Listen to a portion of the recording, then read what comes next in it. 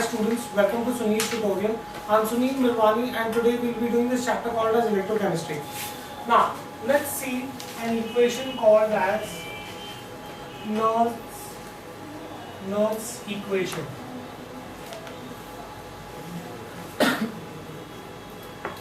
Right? Now, what does Nernst equation tell us? It gives us the dependency of the potential on temperature, pressure and concentration. It tells us how the potential of a metal which is dipped in its own solution depends upon temperature, partial pressure of the gas and concentration of the solution. What is this equation? It is an equation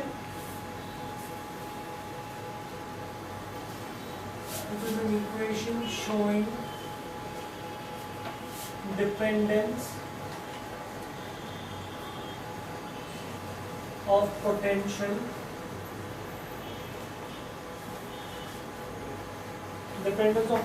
on temperature, partial pressure of gas,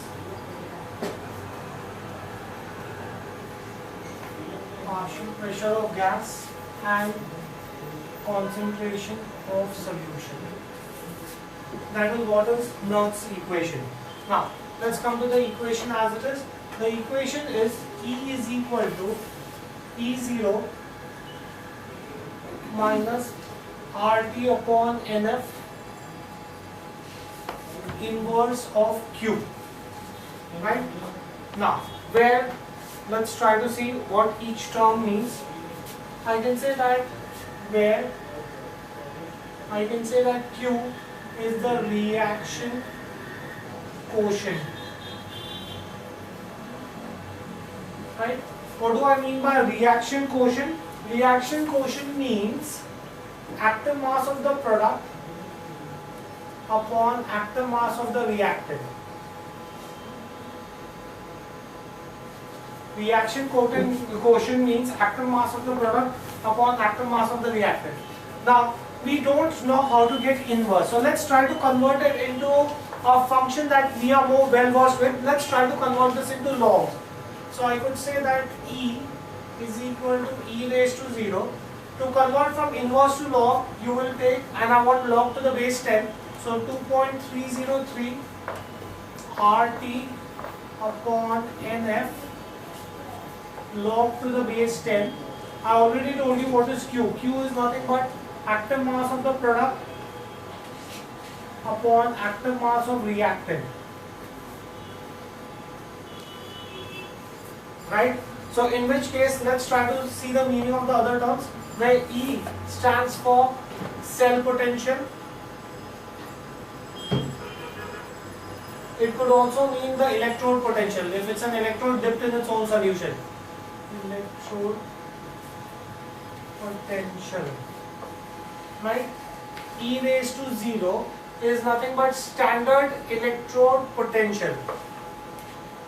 I remember explaining this to you in the previous lecture. Standard electrode potential, when you conduct the experiment under certain standard conditions. Right? Standard electrode potential. Now, as we said that Nernst's equation shows the dependence of potential on temperature, partial pressure and concentration. So let's see what are all these factors. R is gaseous constant. We've already learned that this is 8.314 joules Kelvin per mole. We know this, right? Then temperature is nothing, T is nothing but temperature. F is nothing but Faraday, which is nothing but 96,500 coulombs. N is number of moles of electrons.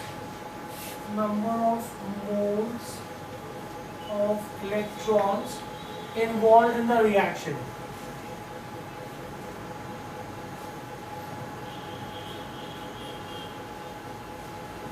right? So under such circumstances, let's see how can I get the answer. Now that I know certain values are constant, since certain values are constant, right? Let's see what will be the how will the equation change. I can say that at 298 Kelvin,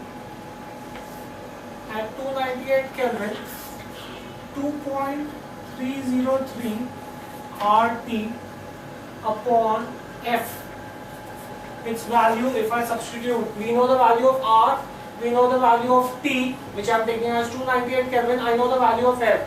R is gaseous constant, which is 8.314, F is Faraday, which is 96,500. If I substitute this will come out to 0.0592. After substituting, this is what I will get. Thus, I will get my equation as E is equal to E raised to 0 minus 0.0592 upon N log to the base 10 active mass of product upon active mass of reactant. Right? So that is going to be my Nernst equation. So if the concentration of the reactant and product is unity, if concentration of reactant and product is unity, then I can say that E will be equal to E0. Right? So that is Nernst equation, which tells us how the potential of an electrode dipped in its own solution depends upon temperature, pressure and concentration of the solution. Now let's see what are the conventions used in calculating cell potential.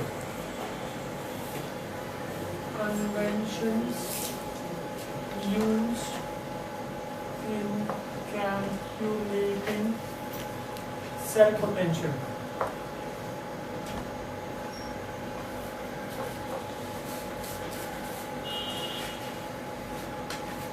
Right? Now, cell potential, I could also call this as, say, EMF. Okay?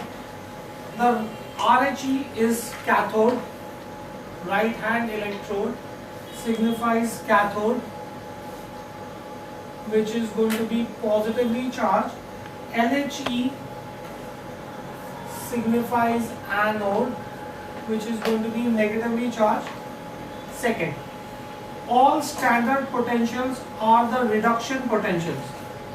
All standard potentials are reduction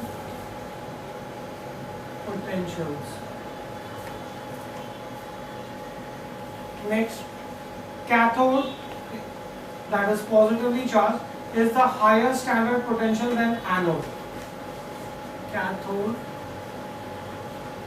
is at higher standard potential than anode. Is at higher standard potential than anode. Right? So, in the formulation of cell, the electrode with higher standard potential must be written on the right hand side, and the electrode with lower standard potential must be written on the left hand side. So, if they give you two electrodes with their potentials, whichever has the higher potential will be written on the right hand side, and whichever has the lower potential will be written on the left hand side. I'll just write this rule just in case you don't remember. In formulation of a cell, the electrode with higher potential,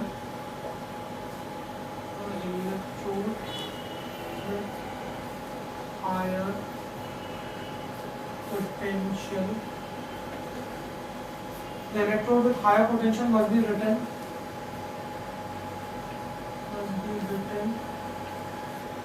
on right hand side, and electrode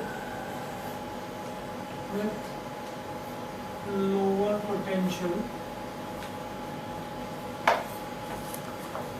must be written on left hand side.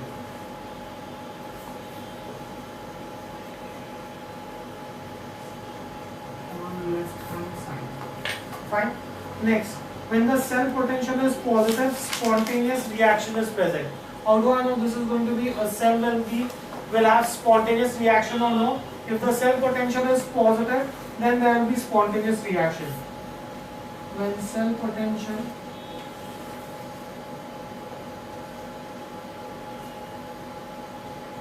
is positive, there is spontaneous reaction.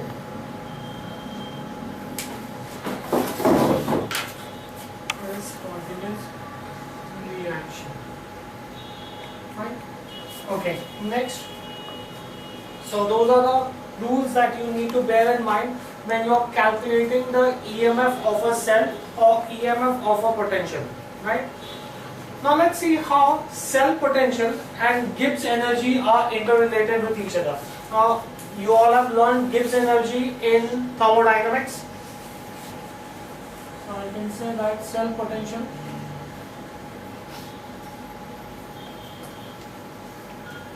and Gibbs energy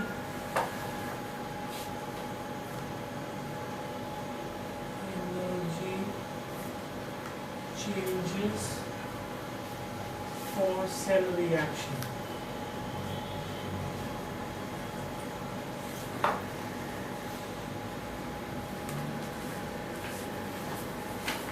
Now, the electrical work done by a cell is the product of electricity passed through the cell and its potential. Guys, basic definition of potential difference. Potential difference is nothing but work upon charge. Therefore, work is going to be potential into charge. Simple. Basic definition of your physics. I can say that electrical work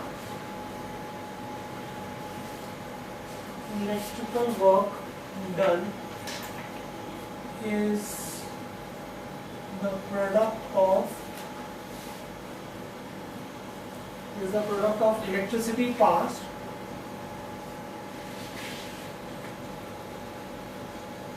and the cell potential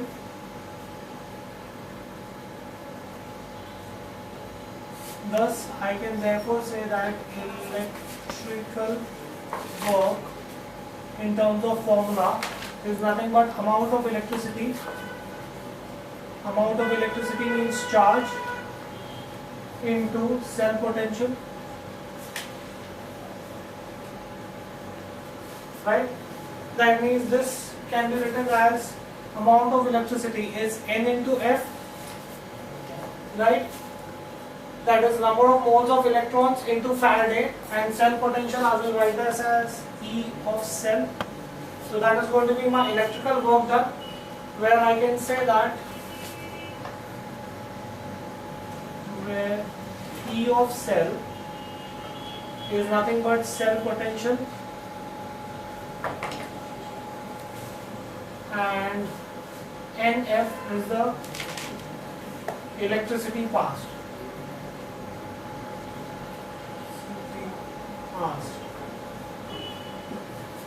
Right? Now for the reversible process, electric work done must be maximum, right? When is maximum work done? Maximum work done from our thermodynamics, we know that work done is maximum only for reversible process. So if I am saying that the work done is maximum, that means the reaction has to be reversible. It's only in reversible reaction that maximum work can be done. So I can say for a reversible process,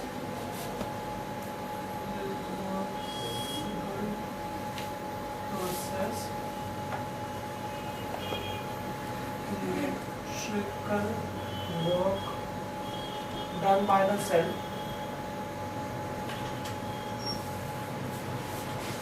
is maximum,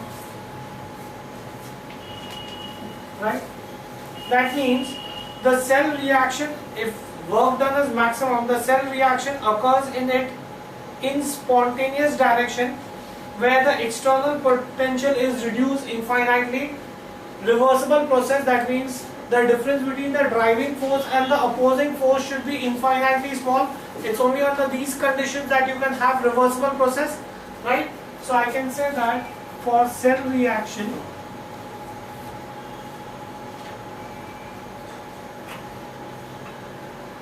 or I can say the cell reaction occurs in its spontaneous direction when external potential is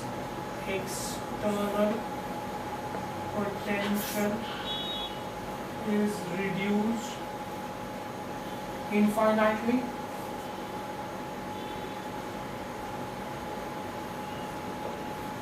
Right? If there is no external potential, then cell reaction will occur. Now, I can say that the cell can be made to behave in a reversible manner by balancing the potential by external potential so that no current flows. There is a spontaneous reaction taking place in the cell, therefore current is flowing through the external circuit. Now, if I supply current to the cell, such balancing current so that no external current flows through the cell, right? In that case, the cell can behave in a reversible manner. If I want maximum work, I should have, if the cell is giving electric current, then current should charge the cell, only then it will be reversible. So I can say that the cell can be made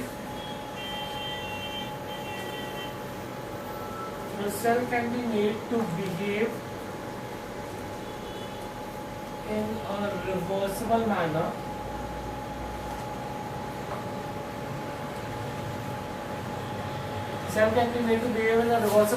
by balancing its potential by an external potential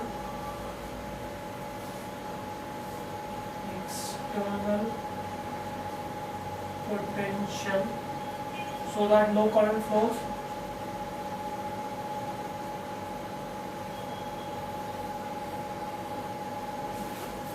Fine.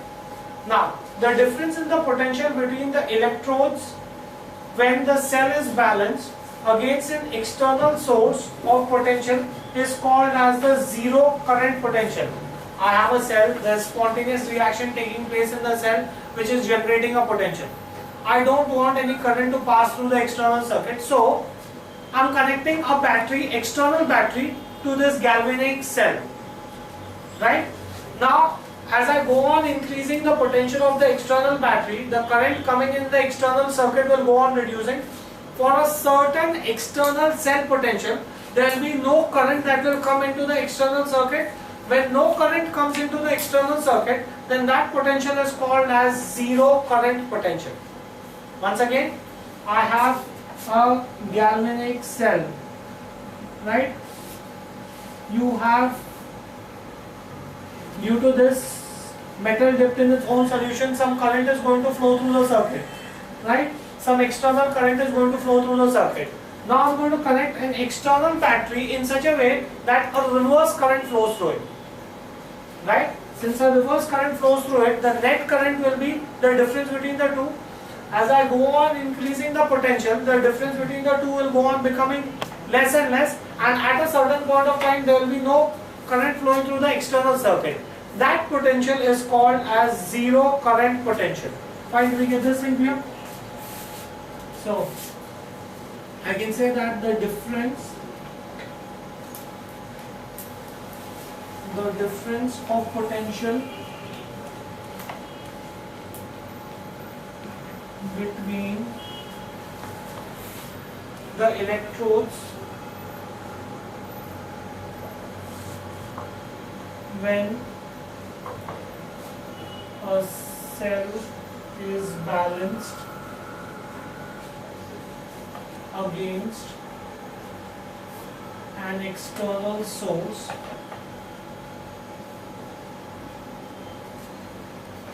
of potential is called zero current potential. Zero current potential, or it is also called as EMF of cell. Fine. So I can say that the reversible electrical work done in the cell decreases the Gibbs energy that is there in the cell. The reversible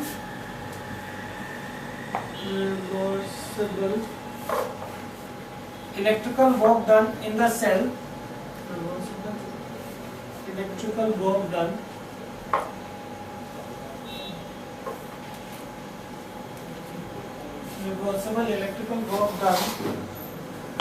in a cell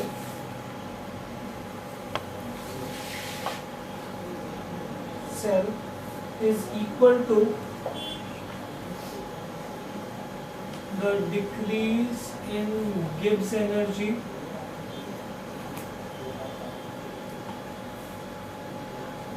that's how I relate potential to Gibbs energy. Therefore I can say that electrical work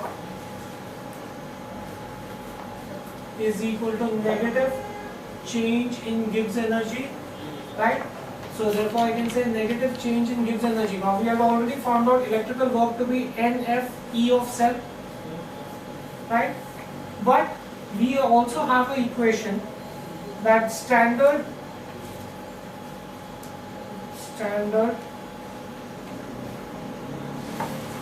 Gibbs energy.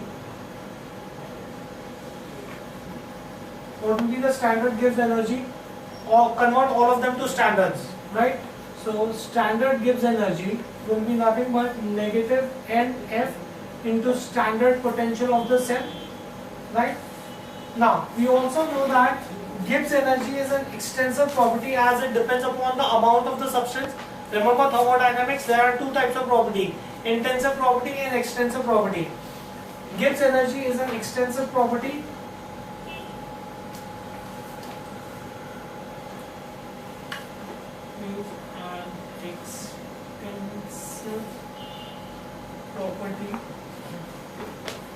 as it depends upon the amount of substance,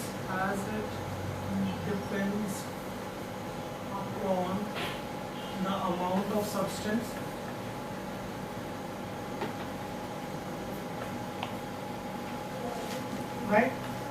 Therefore I can say that standard potential of the cell okay. Now if I have a redox reaction, if the redox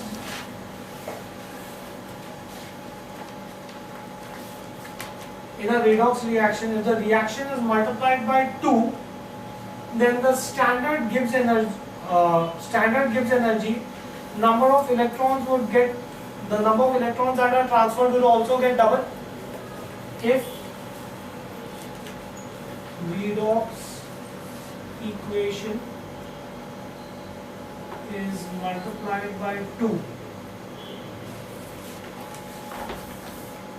If redox equation is multiplied by 2, then the number of electrons transferred will double. The number of electrons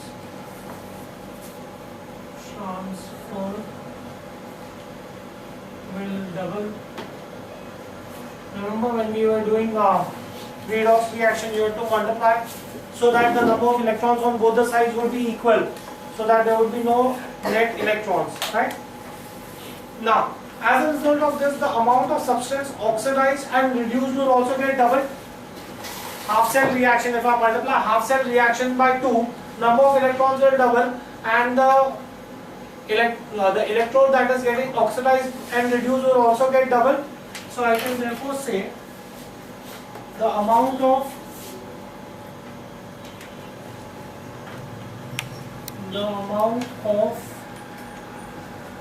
substance oxidized and reduced will be double, right? Now that's exactly what I'm going to do, right? We have standard potential of the cell. Standard potential of the cell, we have already said that standard Gibbs energy is equal to NF into standard potential of the cell. Thus I can say that negative. Therefore I can say that standard potential of the cell is nothing but standard Gibbs energy upon NF negative. I'm going to multiply the equation by 2. That means I'll multiply and divide by 2. So negative twice Gibbs energy is 2NF. And that's exactly what I was telling you. Right? Now, in this case, the number of electrons are doubled, the Gibbs energy is also doubled. So as a result, will there be any change in the cell potential? Will there be any change in the cell potential? No. Because as the number of electrons double, the amount of substance oxidized and reduced will also double. Therefore, Gibbs energy will also double. If more substance is oxidized, that means more energy is going to be produced, oxidized or reduced. So I can therefore say that, but standard potential remains constant.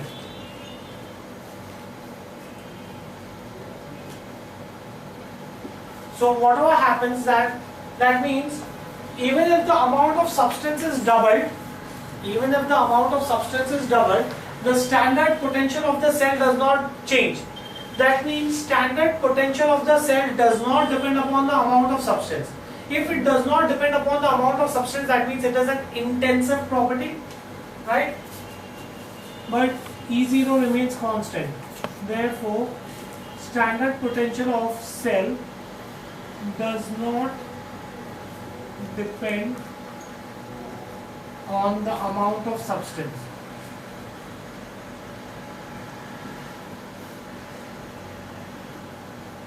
Hence, I can say E0 is an intensive property.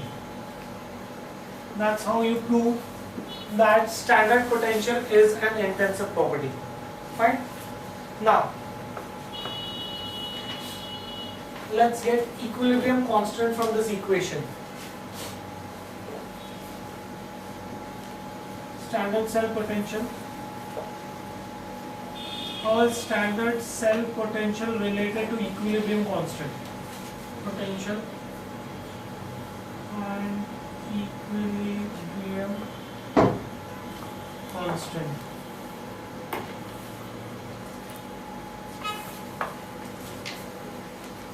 Now, the standard cell potential we have just derived is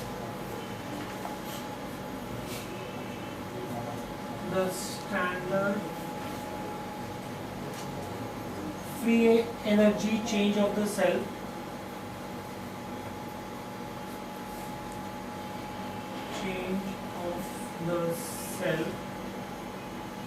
is given by, we just derived this,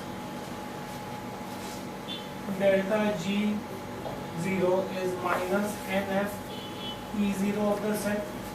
That is my general equation. Now, this gives me the relationship between Gibbs energy and, I can say, but relation between Gibbs energy and equilibrium constant. The relationship between Gibbs energy and equilibrium constant is that change in Gibbs energy is equal to minus RT inverse of K, right? So if I equate equation 1 and 2, let's call this as equation 1, let's call this equation 2. So from 1 and 2 I can say that minus NF E0 of the cell is minus RT inverse of K, right? Now in this case I can therefore get E0 of the cell, standard potential of the cell is minus and get cancel, RT inverse of K upon NF. How do I convert inverse to log? By multiplying by 2.303. So this is going to be 2.303 RT log 10 to the base K, log K to the base 10 upon NF, right? But we had already calculated that at 298 Kelvin, 2.303 RT upon F. R is gaseous constant, T is the temperature, N is the number of electrons involved. No, not N, F. F is the Faraday. So if I substitute gaseous constant, temperature and Faraday, I get that answer as 0.0592. So this can be written as 0.0592 upon N log K to the base 10. Right? That is the relationship between standard cell potential and Gibbs energy. And equilibrium constant. Fine, do we get this thing here? Right, we'll stop this here for the day. Thank you very much.